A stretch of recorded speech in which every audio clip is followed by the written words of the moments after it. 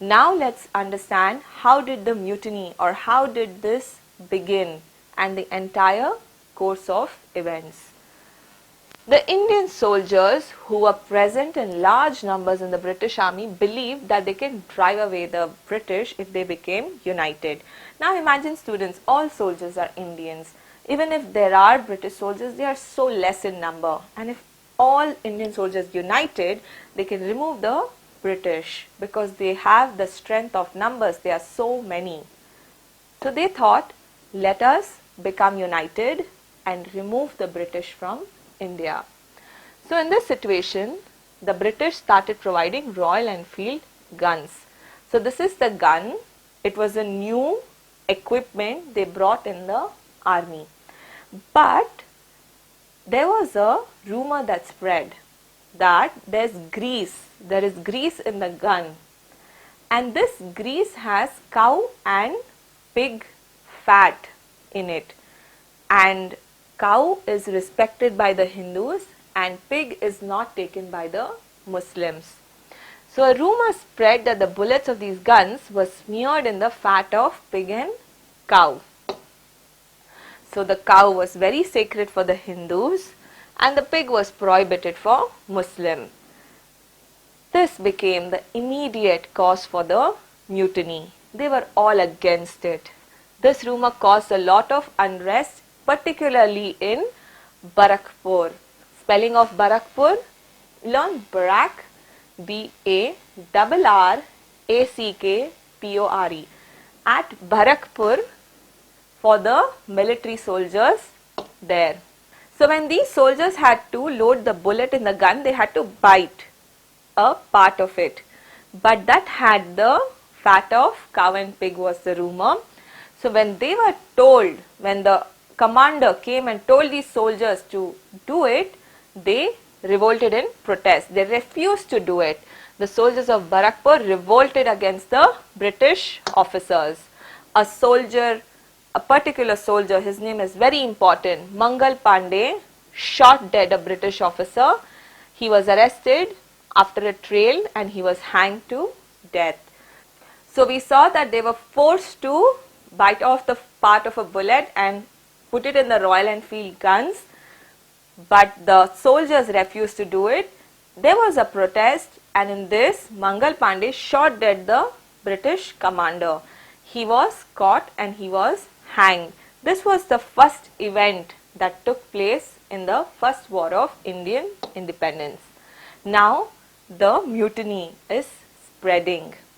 Meerut was a major British military base. The Indian soldiers stationed here refused to use the bullets.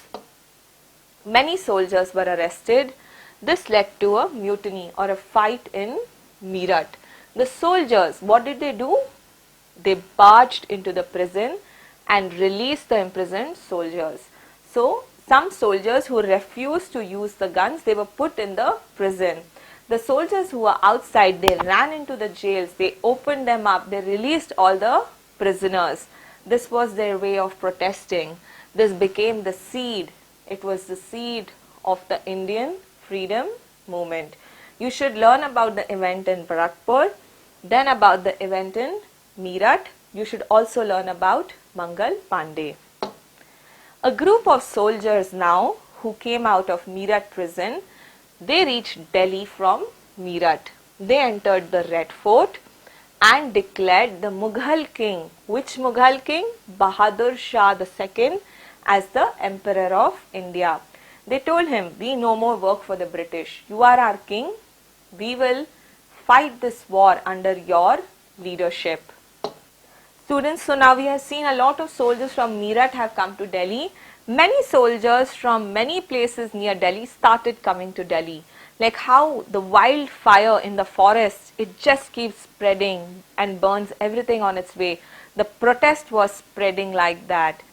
And a lot of soldiers came to Delhi and it became very intense. Were there any other places that participated in the revolt? Yes, there was Kanpur, there was Jhansi. Who in Kanpur was leading this? Nana Sahib in Kanpur rose in revolt. He was being assisted by Tantya Top. In Jhansi, we had our very own Rani Lakshmi Bai. She also participated in the revolt. Tantya Tope, the assistant of Nana Sahib, he came and helped Rani Lakshmi Bai after Kanpur lost the battle to British. Later, the protest spread to Lucknow. So we saw Delhi, we saw Kanpur, then Jhansi. Now the protest has spread to Lucknow. But finally, even Lucknow fell into the hands of the British. Now the freedom struggle spread to the south of river Yamuna. This influenced the soldiers of Rani Lakshmi Bai. So Rani Lakshmi Bai, she was already very upset because of which policy? Subsidiary alliance or doctrine of lapse? Very good students, because of doctrine of lapse policy, she was very angry. She now captured Gwalior.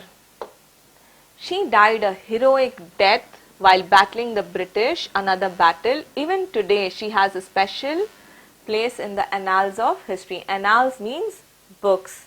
So she was very heroic when she fought against the British, but she was killed. She lost the battle eventually. So we learned the entire course of the war. It started with the event in Bharakpur, then it went to Meerut. The soldiers from Meerut went to Delhi. Then we also saw there was a revolt in Kanpur led by Nana Sahib and his assistant Tantya Tope. Tantya Tope then went and helped Rani Lakshmi Bai, and Lucknow got captured by the British. So it became more serious for Rani Lakshmi Bai. She fought a heroic battle, but she lost in the end. Now students, why? Though the soldiers decided that they would be united, they were so much more in number compared to the British soldiers. They still lost. We need to understand the reasons for the loss. The first war of Indian independence failed because of lots of reasons. It did not cover every part of India as the first reason. There were only some parts. We just saw that there was Kanpur, there was Jhansi, there was Lucknow, Gwalior, Delhi. What about South India? What about Kolkata? What about Bombay? We didn't hear any of these places in the war. It was mainly concentrated on the issues of rights of kings and queens. It didn't talk about liberation. They wanted, oh, you took my kingdom away because of doctrine of lapse. You took my kingdom away because of subsidiary alliance.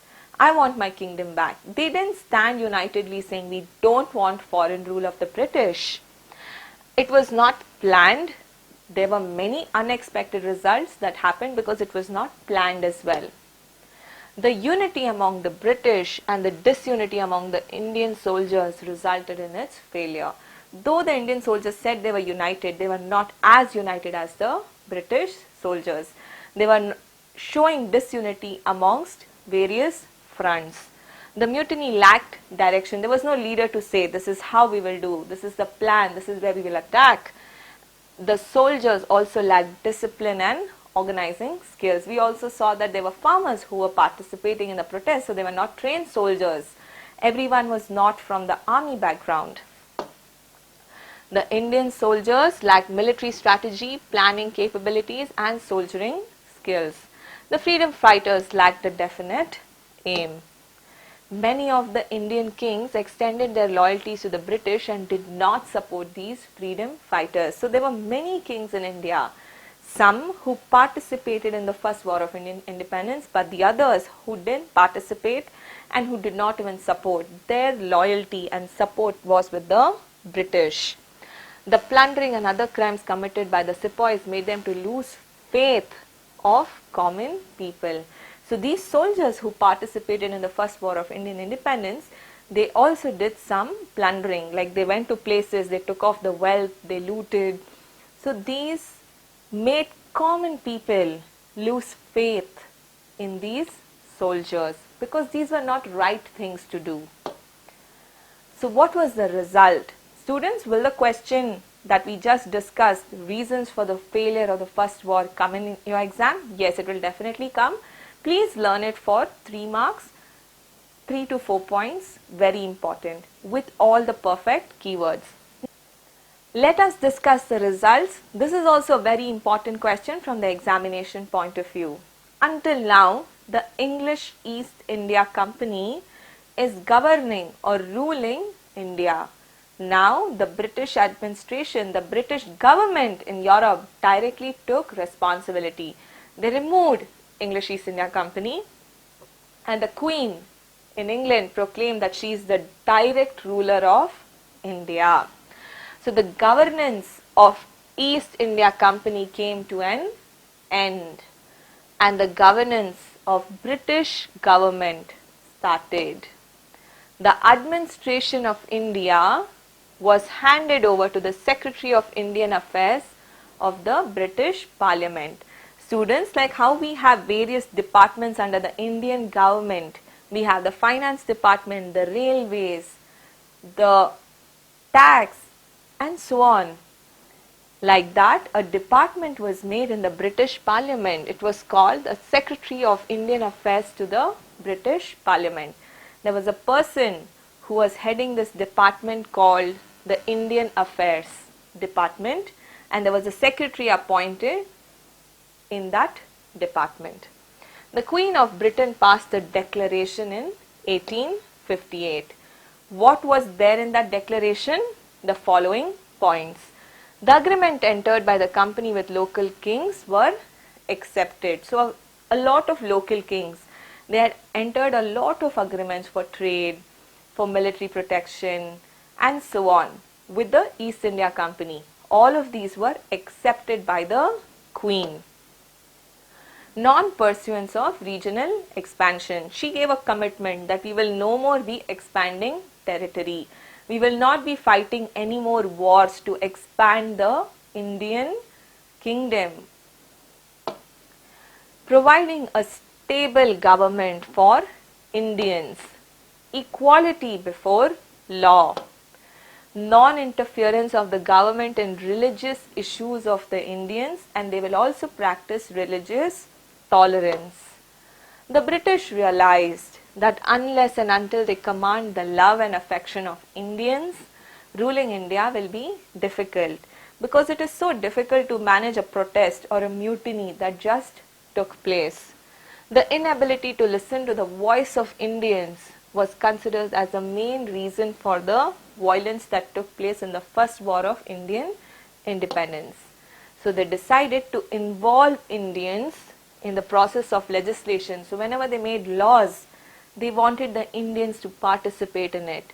So this policy was called policy of association, where Indians will be taken into consideration when they made laws. So the first war of Indian independence is like a guidepost, like a guidance to the mistakes already made, so that they don't make them again and rule well. This also outlined the importance of seeking alternative channels to pursue future struggles against the British. For Indians also, they understood that will violence work out to solve the problem of the British rule, or should we think of other ways to get freedom from the British rule? So this war was like a guidance. So students, this brings us to the end of the chapter. We learned the reasons for the first war of Indian independence. We learned about the immediate cause. We even learned how the war began, how the mutiny spread, the results of it, and also the causes for the failure. You must learn all of this, very important from examination point of view. Now let's answer the questions from behind your chapter on page 60. What were the results of the doctrine of lapse? Discuss. The doctrine of lapse was implemented by Dalhousie. As a result of this policy, Satara, Jaipur, Jhansi, Udaipur and many other states became a part of the British Empire. The British dethroned Mughal kings and many other kings. As a result, many soldiers who depended on these kings also became unemployed. Next, how did the economic policies result in the mutiny of 1857? Explain. So the Industrial Revolution in England gave a great blow to Indian handicrafts and cottage industries. As a result, the Indian craftsman became unemployed. Primarily, the textile and wool industries became sick and naturally people lost their jobs. The cottage industries were ruined. The British imposed heavy tax on the sale of Indian goods in England. The name of this tax is customs. Under the zamindari system brought by the British, the landlords exploited the farmers. The British appointed Inam Commission. Through this commission, all the gifted lands were taken away from the members. Due to this, the farmers' financial problems increased. So these were the economic policies that resulted in the mutiny of 1857. Question 3. What were the issues that outraged the religious feelings of the soldiers? They put pressure on Indian soldiers for overseas work, which was not approved by their religious beliefs. They started providing Royal Enfield guns. On this, there was the smear of cow and pig fat. The cow was sacred for Hindus and the pig was prohibited for Muslims. So these were the issues that outraged the religious feelings of the soldiers. Next, what were the immediate cause for the first war of Indian independence? The British providing Royal Enfield guns, a type of new and improved guns. A rumor spread that the bullet of these guns was smeared in the fat of pig and cow. The cow was sacred for Hindus and the pig was prohibited for Muslims.